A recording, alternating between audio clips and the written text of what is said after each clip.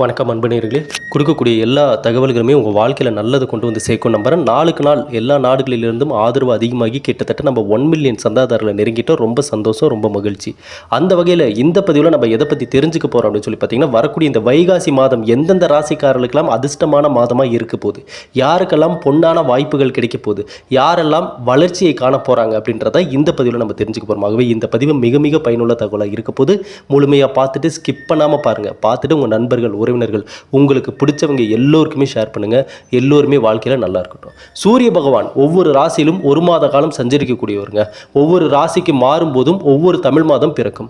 அதே போல் மே 14ஆம் தேதி மாலை 5:41 மணிக்கு பார்த்தீங்கன்னா மேஷ ராசியிலிருந்து ரிஷப ராசிக்கு பயிற்சி ஆகிறாரு. இதனால் வைகாசி மாதம் பிறக்கிறது. இந்த மாதத்தில் வித்வாத யோகம், புதாதித்ய ராஜ யோகம் அப்படின்னு சொல்லி 2 யோகங்கள் உருவாகுது. இதன் காரணமாக குறிப்பிட்ட ஒரு 3 ராசிக்காரர்களுக்கு இந்த வைகாசி மாதம் மிக அற்புதமான பொன்னான ஒரு மாதமாக இருக்க போகுது. தொட்டதெல்லாம் வெற்றியை காண்பார்கள். நல்ல ஒரு முன்னேற்றத்தையும் வளர்ச்சியும் பார்ப்பாங்க. கடன் பிரச்சனையில் இருப்பவர்கள் கடனை தீர்ப்பார்கள். தொழில் பிரச்சனைகள் இருப்பவர்கள் தொழில் ரீதியான பிரச்சனைகளை சரி செய்து அதில் மாற்றத்தையும் முன்னேற்றத்தையும் பார்ப்பாங்க. அதில் நம்ம முதல்ல பார்க்கக்கூடிய ராசி யாருன்னு பார்த்தீங்கன்னா ரிஷபராசிக்காரங்க. வைகாசி மாதத்தில் ரிஷபராசிக்காரர்களை பொறுத்தளவுக்கு இதுவரை இருந்த சூழ்நிலைகள் அப்படியே கொஞ்சம் கொஞ்சமாக மாறுறதுக்கான வாய்ப்புகளை பெறுவீங்க. தற்போதைய காலகட்டம் ரிஷபராசிக்காரர்களுக்கு என்ன சூழ்நிலை அப்படின்னு சொல்லி பார்த்தீங்கன்னா, இதுவரை அவர்கள் வாழ்க்கையில் வந்த தடைகளையும் தாமதங்களையும் தாண்டி இப்போ எதிர்பார்ப்புகள் அதிகமாக இருக்கும், தேடல்கள் அதிகமாக இருக்கும்.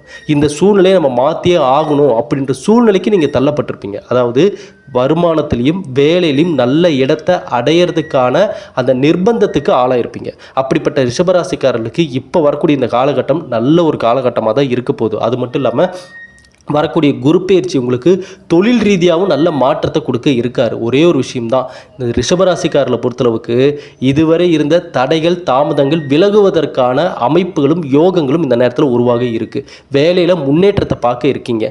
மாணவர்களாக இருந்தீங்கன்னா படிப்பில் சிறப்பான வெற்றியை பெறக்கூடிய ஒரு தருணமாக இது இருக்க போகுது. திருமண வரன் அமையாதவர்களுக்கு இந்த காலகட்டம் நீங்கள் எதிர்பார்த்த வகையில் நல்ல குணத்துடன் கூடிய ஒரு நல்ல ஒரு பெண் அமைவதற்கான, நல்ல கணவன் அமைவதற்கான, அந்த வரன் அமைவதற்கான வாய்ப்புகளும் இருக்கு. அரசு வேலைக்கு முயற்சி பண்ணிட்டு இருக்கிறவங்க, கவர்மெண்ட் ஜாபுக்கு முயற்சி பண்ணிட்டு இருக்கிறவங்க, அதற்கான எக்ஸாம் எழுதக்கூடிய சூழ்நிலையில் இருந்தீங்கன்னா அந்த எக்ஸாமில் நீங்கள் வெற்றி பெறுவதற்கு கொஞ்சம் கடின உழைப்பை போட்டு தான் ஆகணும். சரிங்களா? கொஞ்சம் நேரம் காலம் பார்க்காம உழைச்சிங்கன்னா அரசு வேலைக்கான அந்த பயிற்சி தேர்வில் வெற்றி பெறுவதற்கான வாய்ப்புகள் நிறையவே இருக்குது. ரிஷபராசிக்காரங்க ஒரு விஷயத்தை நீங்கள் தெளிவாக புரிஞ்சுக்கணும். என்ன அப்படின்னு சொல்லி பார்த்தீங்கன்னா, இந்த வாய்ப்புகள் கிடைக்கும் போது சரியாக பயன்படுத்திக்கோங்க. ஏன்னா நீங்கள் சில நேரங்களில் இந்த அலட்சியத்தால் தான் கைவிட்டுறீங்க. சில விஷயங்களை கவனிக்காமல் போயிடுறீங்க. ஆகவே ரிஷபராசிக்காரர்கள் வாய்ப்புகளை சரியாக பயன்படுத்திக் கொள்பவர்கள் அடுத்த கட்டத்திற்கு நகர்வதற்கான நல்ல ஒரு இடத்தை நிச்சயமாக கையில் பிடிச்சிருவீங்க.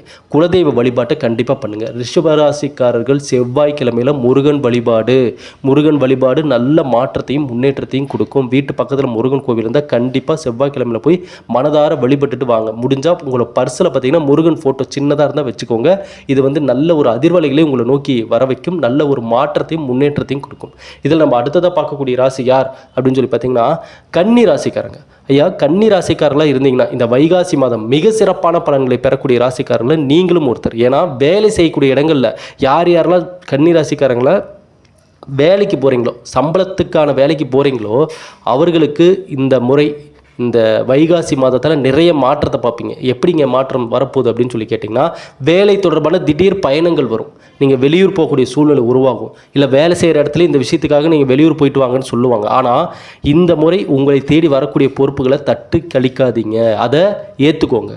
அதை ஏற்றுக்கிட்டு அந்த வேலையை நீங்கள் சிறப்பாக செய்து முடிக்கக்கூடிய நபர்களுக்கு, கன்னிராசியில் இருப்பவர்களுக்கு இந்த முறை அதன் மூலமாக நல்ல ஒரு நிதிநிலை கிடைப்பதற்கான, ஒரு முன்னேற்றம் தருவதற்கான ஒரு சான்ஸ். இது கடவுள் கொடுக்கக்கூடிய ஒரு வாய்ப்பு. இதை கரெக்டாக பயன்படுத்திக்கோங்க. சரிங்களா? ஆனால் திட்டமிட்டு செயல்படணும். இந்த வேலையை இப்போ இந்த டைமில் கரெக்டாக நம்ம முடிக்கணுன்ற ஒரு பிளானிங் உங்கள்கிட்ட இருக்கணும்.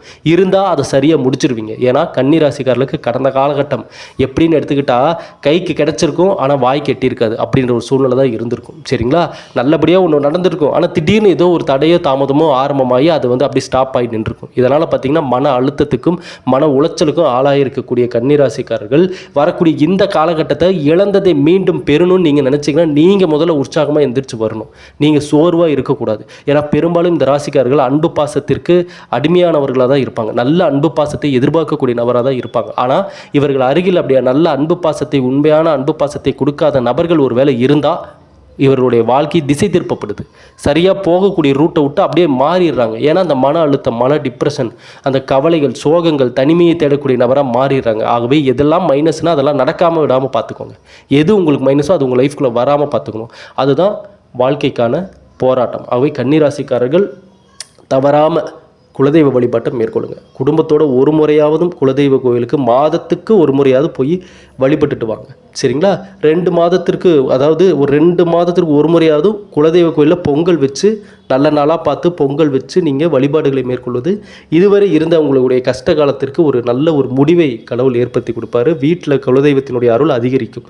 தொட்டதெல்லாம் வெற்றியாக அமைவதற்கான வாய்ப்புகள் இருக்குது. சரிங்களா? இது நம்ம அடுத்ததாக பார்க்கக்கூடிய ராசி பார்த்திங்கன்னா விருச்சிக ராசிக்காரங்க. ஐயா, விருச்சிக ராசியில் பிறந்தவர்களாக நீங்கள் இருந்தீங்கன்னா இந்த வைகாசி மாதம், சரிங்களா, வண்டி வாகன சேர்க்கை இருக்குங்க. வண்டி வாகனம் வாங்குவதற்கான சேர்க்கைக்கான வாய்ப்புகளும் அமைப்புகளும் இந்த நேரத்தில் உருவாகும்.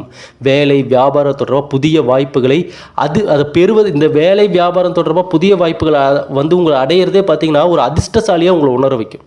நீங்கள் பாருங்கள், திடீர்னு ஒரு விஷயம் நல்லதாக நடக்கும், நல்ல செய்திகள் சேரும். இது உங்களே ஒரு அதிர்ஷ்டமான ஒரு நேரமாக இருக்குமோ அப்படின்னு உங்களை உணர வைக்கக்கூடிய ஒரு தருணமாக இருக்கும். சரிங்களா? ஆனால் ஒரு விஷயத்தில் கவனமாக இருக்கணும். என்னென்னா, இந்த புதிய நபர்களுடைய அறிமுகம் இந்த நேரத்தில் உருவாகும். ஆனால் அதில் சரியான நபர்களாக இருந்தால் அவங்களோட நீங்கள் நட்பு பாராட்டணும். இல்லைன்னா அவங்கள விட்டு விலகிடணும். அந்த ஒரு பாயிண்ட்டை நீங்கள் மைண்டில் வச்சுக்கோங்க. புதிய நபர்களினுடைய அறிமுகம் கிடைக்கும்.